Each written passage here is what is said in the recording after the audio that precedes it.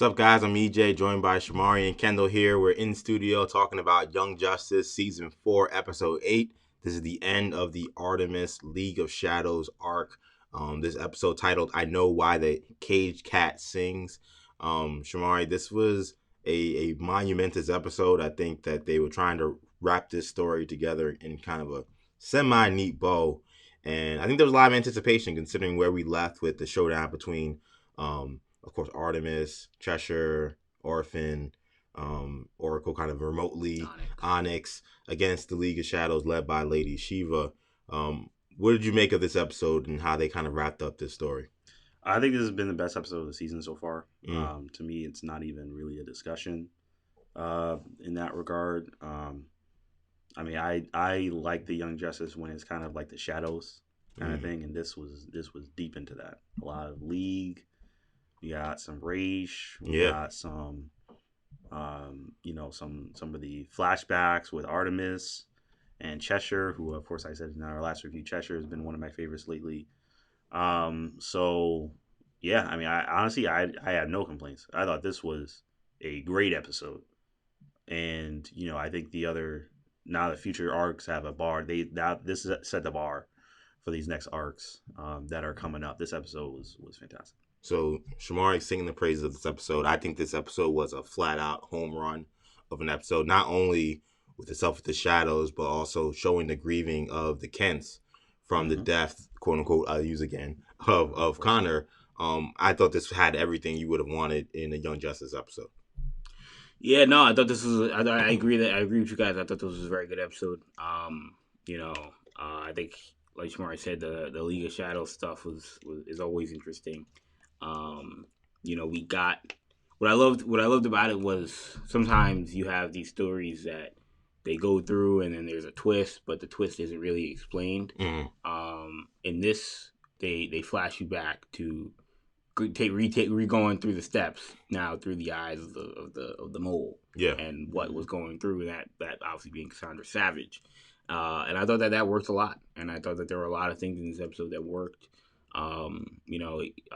But we'll dive into it, more so when but I echo your sentiment. And I feel like, again, I gotta give myself another pat on the back for my initial reading of this plan being solely kind of centered around perhaps reclaiming Cassandra Wuhan, aka Orphan, and Lady Shiva and Cassandra Savage kind of go through that plan more meticulously, and how really the Justice League data was kind of just a kind of gravy on this, Thanksgiving turkey, so to speak, for them in this mission.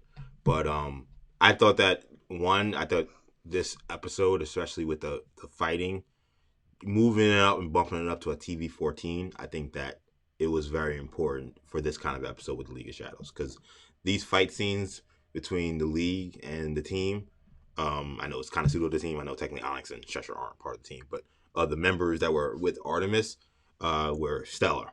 And I think that ratcheted violence and that feeling that, wow, somebody definitely could die any moment right now or be seriously hurt, considering the intensity of this fight scene. I thought that was a big element to this episode too. Is this TVMA or because TV-14? The last season I thought was TVMA. I think the other one was TV-14 too. Really? Yeah. Because they showed what's her name getting her head snapped across and all this other crazy stuff. That was 14. All right, then maybe Hawkeye has a chance. Then I know that's TV-14. So I was like, wait a second, but all right.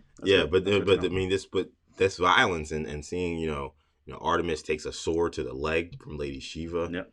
And by the end of the episode, we have Orphan, giving Shiva, a sword to the stomach. And it was really intense. And the artwork, I think, was really good in these fight scenes. It was just all around stellar work. I was going to say, I get the sense that you're allowed to do a little bit more with animation than you can in live action when it comes to TV rating. I kind of agree, too. See, that definitely seems to be the case. And I think you also probably can get away with more on a streaming service with TV-14 than you probably would with a network channel, That's a good point. But at the same time, like, even when I think about like something like Family Guy, like those shows can be fairly violent, and they're not like mature audience only for sure. shows. Yeah, they're about TV-14 rating as well. So I think that I agree with Kendall that animation bar may be a little bit lower when it comes to the threshold for what's too much violence. And I think this met like the right amount of violence, which is again important when you're talking about bringing in the League of Shadows. I think that in other iterations of the Shadows or the League of Assassins, whatever you want to call them, sometimes the lack of violence in some ways kind of neutered them in a bit. Like, I think, yeah. And I think this show, with this particular episode, really kind of made you understand just how violent this can get and the potential of what an interaction with these people will be. Kind of like what we saw last season with Lobo, and what an interaction with Lobo can be in terms of how they use, Halo as like kind of like the crash dummy for like what can happen if you get into a tangle with Halo, and of course, or being able to revive him. Yeah.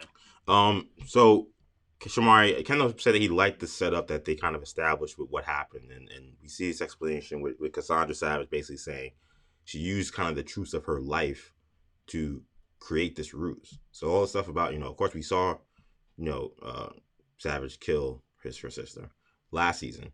We didn't know about her background and things like that, but she said all that stuff was true, that she's a true believer basically in her father, and that allowed her to create this ruse. And seeing this Onyx Adams character be in their mind kind of weak, they saw her as an opportunity to maybe get in with them and create even more confusion for them to kind of fully put their plan in place. Did you like the setup that they created with the show? I did. Yeah. Young Justice, this has been, honestly, this has been a strength of Young Justice for really since it started with them setting up these payoffs and then explaining the payoff and how it's a little tropey, I guess, with the villains explaining, oh, this is my plan. Yeah, it was a little, I thought that was a little too much exposition, but we needed it. We needed it because there's a lot that went on and we needed to fill in those blanks. Yeah. Right. And it worked. And we saw their plan worked, quite frankly.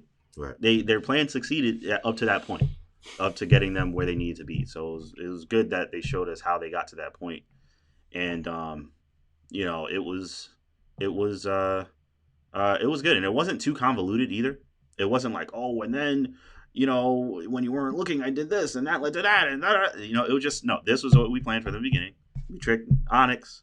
We made it so that she would leave. We follow her. We trick the team. We get them here, and then we bring Cassandra in. We steal the data, right? So it wasn't too much. So it was. I thought it was good. I liked the exposition, and and it's just it's crazy all the characters that can be involved. To Savage's daughter, Lady Shiva, to all the villains. A lot of moving parts. It was just great. Honestly, I thought it was great. And kind of going back to the kind of Smallville aspect to this episode takes us to April 21st, which is my birthday, by the way.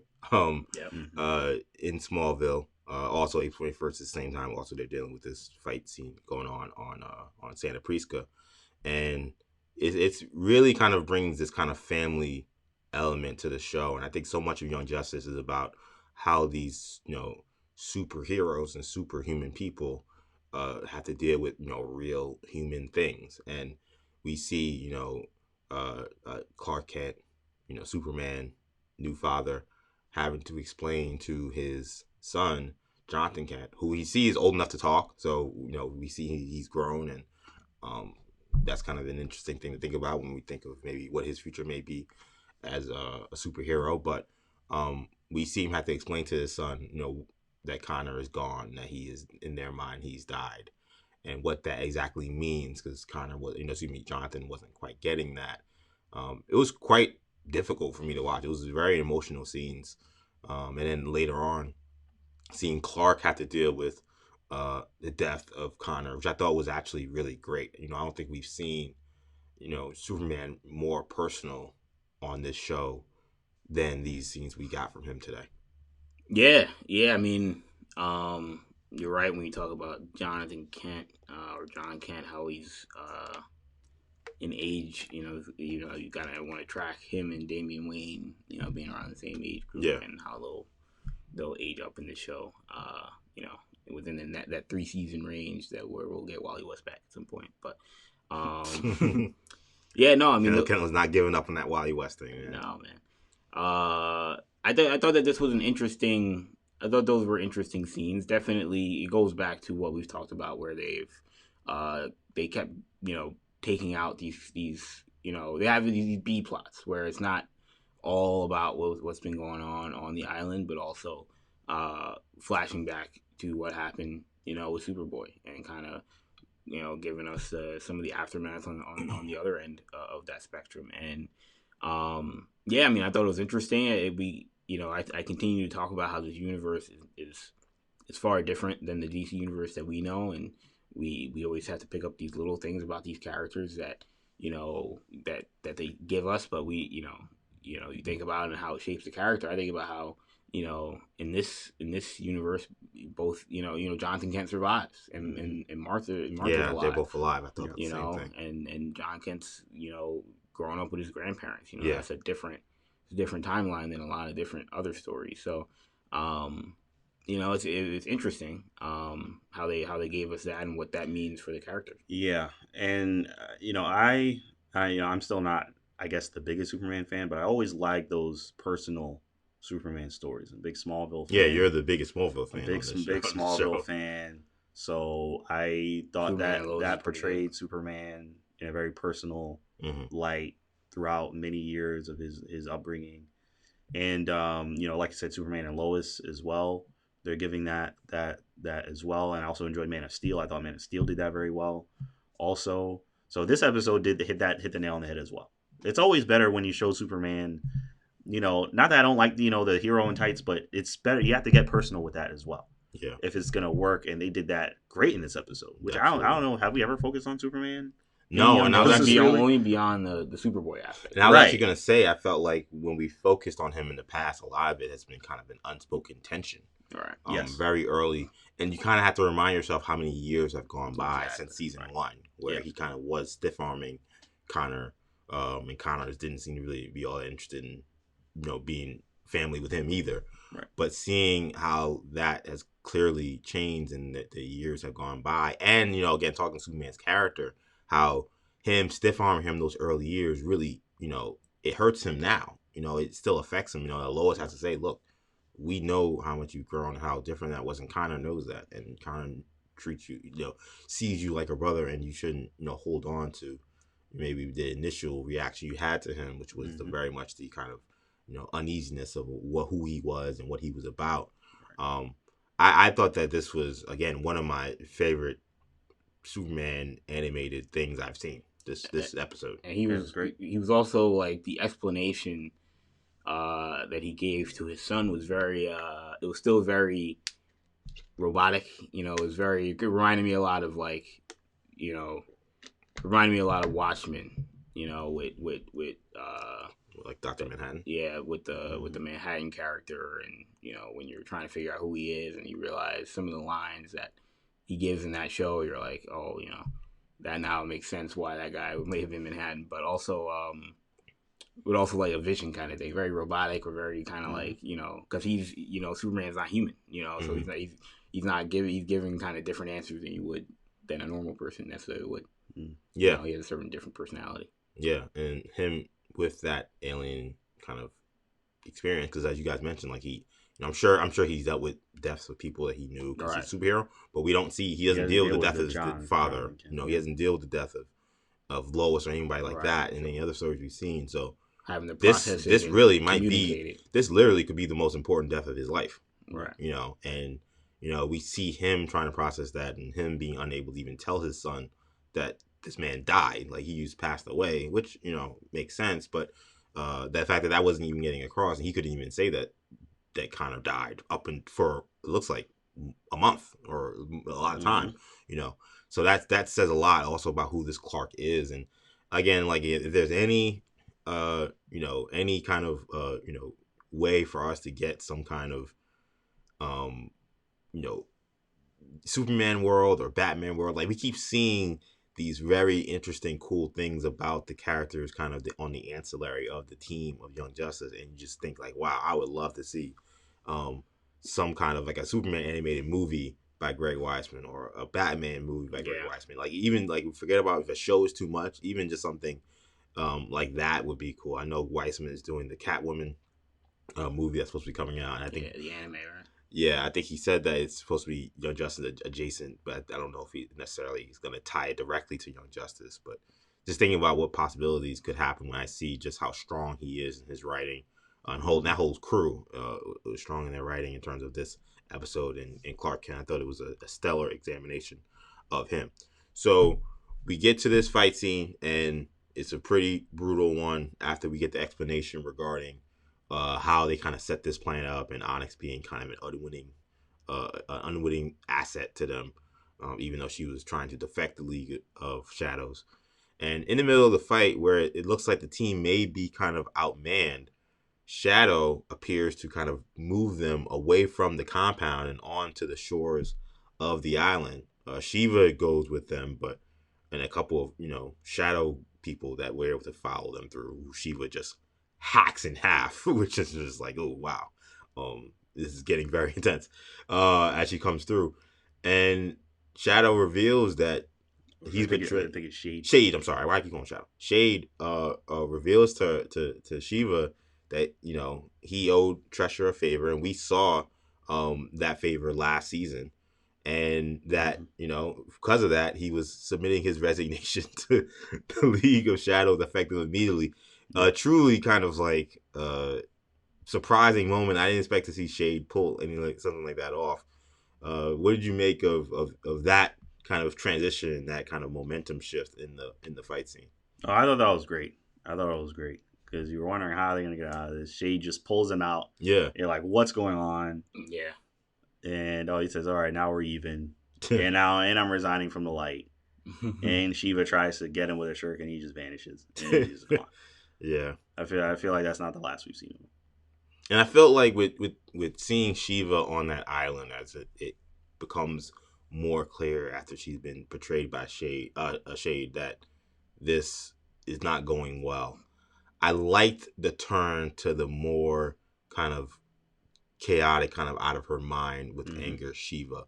So much of Shiva is being very in control, very, calm, and very much kind of, just kind of a serene kind of person. And, to be a ninja and to be an assassin the way she is, I think you kind of have to be that way to a sense. But, one, her family's involved because she's trying to get her daughter back within the fold. And two, she doesn't seem like the person who likes to lose. And I think she thought that she had this thing all figured out, and now things are slipping away.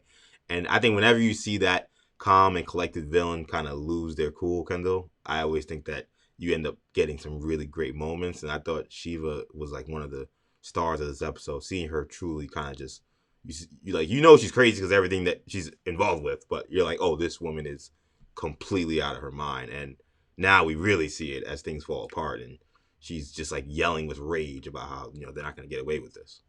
Yeah, it harkens very much back to Avatar: Last Airbender with the Azula character. And when this is very similarly, it was very calm, cool, collected throughout the series. And by the end, she's fighting Zuko and Agni Kai, and she's just losing it. And you can see the wheels start to spin off for a character that was very similar to Lady Shiva in that regard, and she ends up losing. Spoiler alert. But for a very old series. But yeah, that happened very similarly, and I feel like it's interesting, and I feel like that's probably why she lost to Orphan. Like, at that point she kind of lost it, like she lost the fight before it even happened. Yeah, mentally, right. That's a good point. Because they definitely put Orphan over in that regard, having her being able to take her out. But I think she was a lot more. She was a lot more ready for that fight than Shiva was. Yeah, and you see Orphan wasn't ready for that fight when they were in the dark. Yeah, exactly. And she had just been locked up for all these, hours or days, and now she's going face to face with her mother, and Oracle being able to say, "Hey, Orphan's not ready for this. You need to get her out of there." Exactly. Gave me flashbacks to Dark Knight Rises, where Lady Shiva, she wasn't merely adopted in the dark; she was born in it. Yeah, because Lady Shiva was giving work to anybody that tried to face her, because and also Tigress goes at it, but it doesn't end well. They also showed you the function of the night vision goggles and the Yeah. of the league has. Yeah, and even seeing Treasure's, again, some really great art. Seeing Treasure's, even her mask has night vision. You see her Tigers eyes have the turn eyes. green. Of course, the Tigers has those eyes, Oracle. the Oracle contacts that she uses. And that fight scene in the dark was great too. Yeah, it was fantastic. Yeah, it it reminded me a like, lot wow, of the really Clone impressive. Wars. How Dave Filoni and Star Wars, they do a great job of showing a lot of different fights and scenes in different sort of locations and right. showing it a lot during the night and during the dark and in the shadows, and that's what that reminded me of. So we see Orphan on the island, or at least on the beach, stab Shiva through the stomach, and appears ready to end this completely and kill Shiva. And Shiva almost looks like she wants this, because I think Shiva knows that means that Orphan would have returned to the ultimate weapon that she designed her to be. Again, that's a classic trope. Looking at it's a classic trope. The villain, kill me. Right.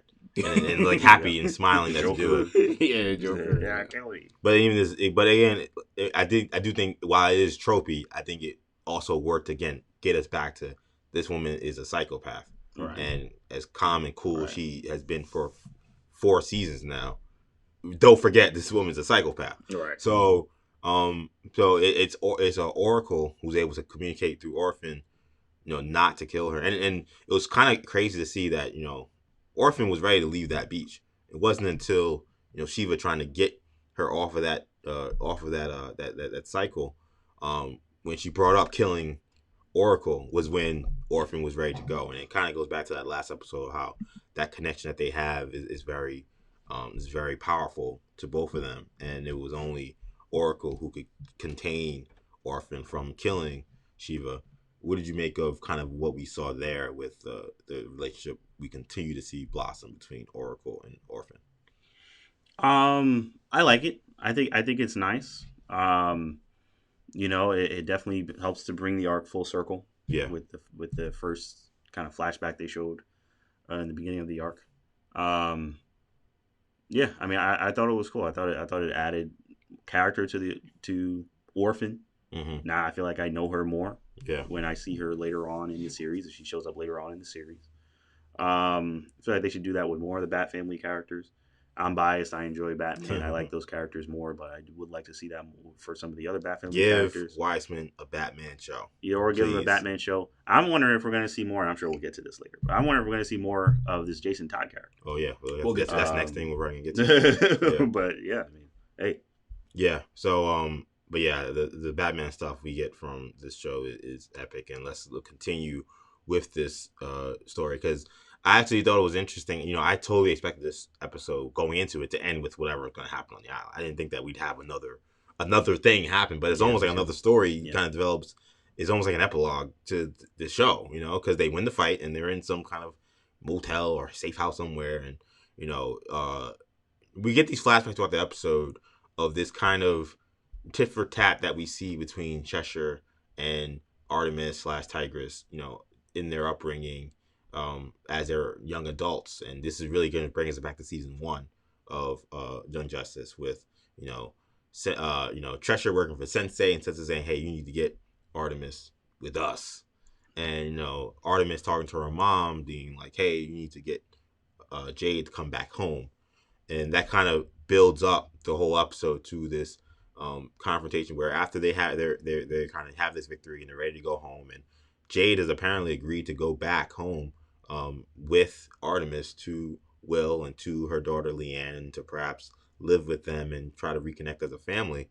A FaceTime gone wrong with Artemis where she sees her daughter made a Cheshire mask, and it really scares Jade and she runs away.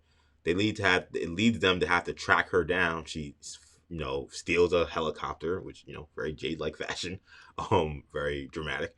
She steals a helicopter, and we see her. She's on her way to Infinity Island. They don't know why. They don't know what she's doing. And when we get there, we get to what I kind of said we saw in the first episode of this arc, or second, I guess it was first episode of this arc, where I felt like Jay was doing suicide by shadow. This was, and this made it even more clear that this was what she was trying to do. And we get this very emotional scene with one, her ready to be killed by Sensei and Jason Todd and everybody on the island, just so that she wouldn't have to go through with this life with Will and Leanne, and through this very intense conversation between Artemis and Jade. Jade has to actually really reveal what her issues are, and she says that she's afraid that Artemis has been right about her throughout their entire life, that she's very too much like Crusher, aka Sportsmaster, and that she doesn't want her daughter, who she just saw put on a Cheshire mask, to be more like her, because she feels like she's a bad influence, and that going back home to live with her ex and her daughter, who she thinks she'll only be a bad influence on, is not an option, to the point where it's very dark, where she's willing to commit suicide essentially, so that this will never have to happen. It's kind of a wild sequence. We get kind of Onyx Adams and her background kind of more talked about in a very real way. I mean, of course, she talked about her father was the amazing man, and say her grandfather. Grandfather, right? Her paternal grandfather. I don't. She referenced which side. I don't remember. But her grandfather was the amazing man, and how as she grew up, she didn't like being kind of under kind of his view of the world. As great as he was as a hero, she kind of described him as a quote unquote Booker T Washington like character, as opposed to a Malcolm X, someone who felt like you show your worth as a black person by you show your worth as a human, as a black person, by showing your worth in terms of what you can do for society, which is a whole big complex kind of story in itself to kind of break down. And that's something that black people have been talking about for literally now more than a century. But that ends up being kind of her lead to why she joined the Shadows, and she said that she felt kind of a kinship to what Jade was talking about, and feeling like sometimes we can't kind of break our upbringing. The only place you can do is run away, which is what Onyx did. This is what brought them to the League, and both Jade and Onyx feel like they found a family in the League, which Sensei says, no, we manipulated you too. We manipulated you too to do what we want, and we were not a family, but things have changed now, and we're willing to actually help you guys, and we're trying to do something different. We realize the League of Shadows is corny right now. Again, a wild kind of conversation. Kendall, what did you make of how this all played out before we even got to see the Great One himself, Ra's al Ghul, step in and give his 2 cents about what's going on? I didn't even know he was still around. I didn't know what was going on. We hadn't seen him in any of this. Yeah. We talked about it before. I mean, I feel like at least I expected that he would still be in the mix. I didn't get the sense that they had broken off from Ra's al Ghul. Mm-hmm. But that was my biggest takeaway. I thought that the interaction between it's so interesting, because I thought like it was good. It was a little random, like you say, because the episode had kind of already climaxed and crescendoed, and then it was decrescendoing, and then something else broke out. It was kind of weird, but look, I mean, like you said, it's almost like an epilogue, almost like a post-credit scene in that regard. Like, it was very interesting how it played out. Sort of leads you into where we end up with these characters. Shamari mentioned the Jason Todd character, and I feel like while he doesn't say much, and he hasn't said much throughout this series, I feel like he was some of his first sentences. This episode. It may have. I think he was like, we'll take her out. Like, that's what Cheshire wants. Let's get it. I was like, right. Oh, he's talking. Before he was like, he didn't know. Exactly. He was like barely saying words. He like didn't speak. Yeah. Right. But I feel like even beyond what he said, I feel like we learned the most about him through this conversation, because now we know what the ideology of this group is. Right. And we know that they prioritized Cheshire and Onyx because of the Amazing Man and because of Sportsmaster. Right. And so it makes you understand why they would take in Jason Todd, being that he was Robin. Right. So he was a priority, individual for them and their mindset, and that they're not necessarily engaged in, any sort of nefarious thing. They're just, sort of, they consider it rehabilitation. Right. And so I thought that was very interesting. And they say it's not nefarious, but of course it's Sensei and Ra's al Ghul, and Talia. So yeah. Ra's al Ghul says he's not a liar. Yeah, and then he comes in and kind of lays out kind of what is going on exactly and what they're trying to build. Just like it's like you expect from Rage, he doesn't give all his cards out, but he says, "Look, at the end of the day, we understand that the way we were doing before wasn't working, and it was starting to become kind of hijacked. And we're trying to build something different, something new, and we're seeing these young people with a lot of talent, and we want to try to rehabilitate them and get them to a certain place. And this is what brings Jason Todd there. We now know, or at least they took Jason Todd, I assume. Yes.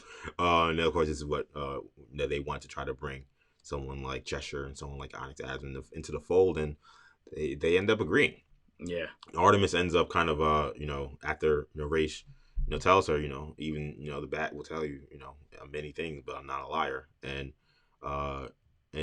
she even says, what, this is probably the best that I can do, that's not you coming back home with us. And by the end, we see Jason along with Onyx and Cheshire, kind of meditating and beginning their studies at whatever this thing is gonna become. It's a kind of a wild, interesting kind of sequence. I'm like, as great as this arc was, I'm almost like, we need to continue with like whatever they're doing. Like I don't want to leave what Raish is trying to build with this little squad here. Yeah, didn't they do the same thing last season when they teased Raish and or they showed Jason Todd, and they showed Damien, and that was the same thing. Yeah, exactly. I was like, oh, can I see more of this? And it was like, nope, not till next season. Yeah, very Ra's al Ghul was in his Professor X bag. Recruiting them to the Xavier Institute. He wants as many gifted youngsters as he can get his hands on.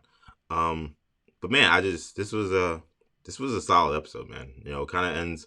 We kind of see where everyone is. Shiva back on Santa Prisca.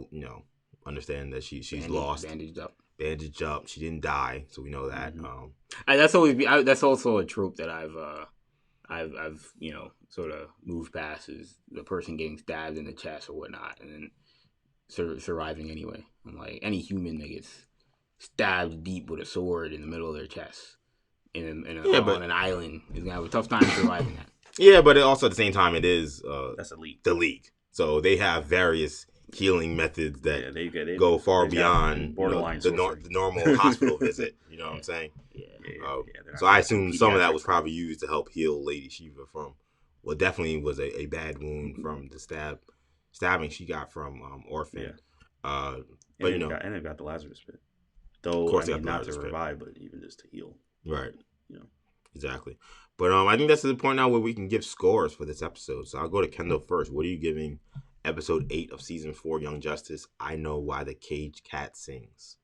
I Know Why the Caged Cat Sings. I'll say 8. I'll give it an 8 out of 10. I thought it was a good episode. I thought did a good end to the arc. It didn't involve any of my favorite characters in the show, so I can't go much further than that. But for what the upside was, I thought they told as good of a story as you could hope. Well, you can. I give this a 9 out of 10. This was. I told you guys before we watched, I have very high expectations for this episode. Yeah. And it met those expectations. This was a very good episode. Great action, great story, great flashbacks, great Easter eggs, teasers for future things. It had basically everything I'd want to see. I'd probably just not going higher because, similar to Kendall, it doesn't have all my favorite characters in it. Mm-hmm. Doesn't have that many characters in it. But it was still as good as I could have expected it to be. So I give it a 9 out of 10. Yeah, I'll copy that score and go 9 out of 10. I thought this was the best episode of the season, by a country mile. I felt. I think, and not to say the season's been bad. I've very enjoyed the season, but this was an episode where you had to be glued in on everything that was going on, and it just had my attention from the beginning. The Shiva kind of deterioration of her mental state throughout the episode, excellent. The action, excellent. Violence, excellent. The storytelling, kind of story development, what we're kind of building towards with Raish, the stuff we have with Superman in Smallville. It just really were no weaknesses for me. I thought this was quite stellar. The only reason why it doesn't go higher is that, the stakes maybe weren't higher. That's really the only thing holding it back. I mean, this was, to me, kind of a Young Justice episode at its best in many ways. So Shout out to Greg Weisman. Shout out to the crew over there with DC. I think this was quite a stellar feat, and I can't wait to see the next arc. Apparently, it's Zatanna. Yeah, Character. wasn't super excited about the characters that seem to be involved in this one. The promotional materials that I saw.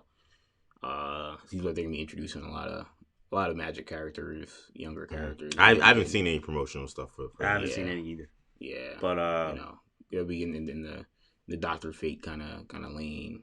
I'm here for it. I mean, I think Tara all the became Doctor Fate in Yes. Young Justice. yes, and, exactly. I believe it sounds like there's gonna be a lot of younger sorcerers, in the DC universe. Yeah, I was kind of light on the sorcery in the DC universe. I've liked a lot of the Justice League Dark material, the Constantine material, Swamp Thing material, that kind of thing. I'm kind of here for it, for the sorcery in the DC universe. Well, that's where we'll be going next week. So thank you guys again for checking out our episode recap of Young Justice. This was season 4, episode 8. I Know Why the Caged Cat Sings. Of course, if you like our recaps, make sure you check them out all on YouTube. Make sure you subscribe to the channel. If you like this video, give us a like and give us a comment on what you thought about this episode and how this arc ended. Of course, if you like our content as a whole, make sure you check out our podcast as well. New Generation Podcast Network, where you can find Hero Talk. That's on Apple Podcasts, Spotify, SoundCloud, Stitcher, and TuneIn. So thank you guys so much again for checking us out. For Shamari, for Kendall, I'm EJ. Take it easy, guys. Peace.